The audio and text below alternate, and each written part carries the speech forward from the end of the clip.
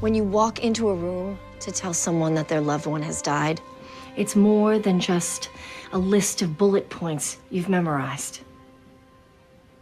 Yours is the face they will remember for the rest of their life. They were fine before they met you. They picked up their children from school, they made dinner, and they got a call.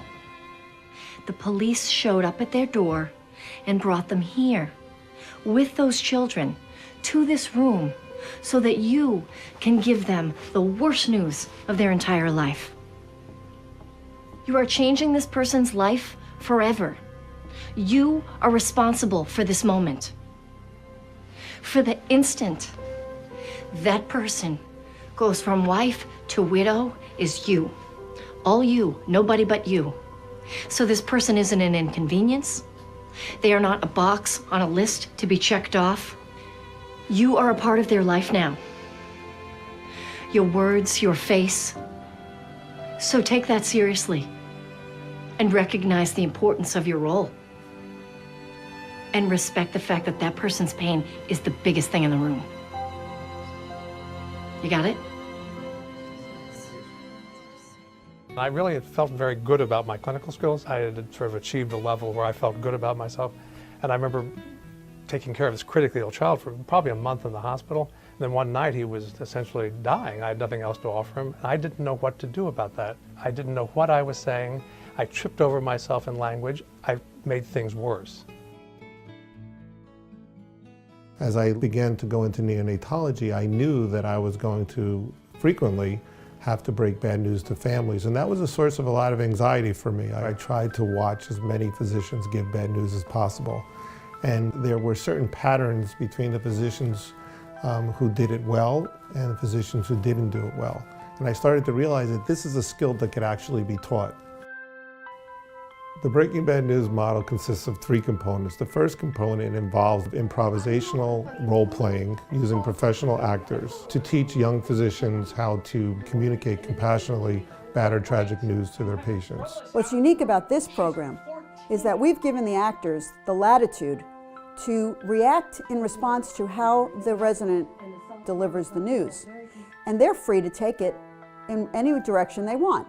Well, what kind of parents do you think we are? I'm sure everyone's cried when they come out. These are so real. This makes it very personalized to the actual abilities of the resident and the psychological things that they bring with them to this interaction. The second component consists of videotaping scenes with an expert panel of physicians reviewing those scenes live. And the final component, which I believe is the most important component of the Breaking Bad News, is the review of that particular scene immediately following the role-playing session. The participant or the physician reviews that scene with the expert panel. I think you could have reassured them more that he doesn't seem to be in pain. And this gives them an opportunity for self-reflection and self-review. And I also feel like that heightened emotionality of the situation also reinforced the lessons that we were trying to teach. Right, I mean, we've had hundreds of these conversations, and they're not easy, even when you've been doing it for years. It will take commitment to the education of medical students, residents, and physicians and other healthcare workers so that whatever the news is delivered in a compassionate, empathetic, and effective way. No, maybe I should have done more. I think you did exactly what you needed to do. I think it goes way beyond even what we started out to do. And if I don't have the answer to them, I will get them. Oh, that's great. Perfect. That's fantastic. Okay to say I love that. know. If the family can go away with that, from feeling that you did everything you could possibly do, you reached out to them in a way that they could understand it, that you don't increase their pain.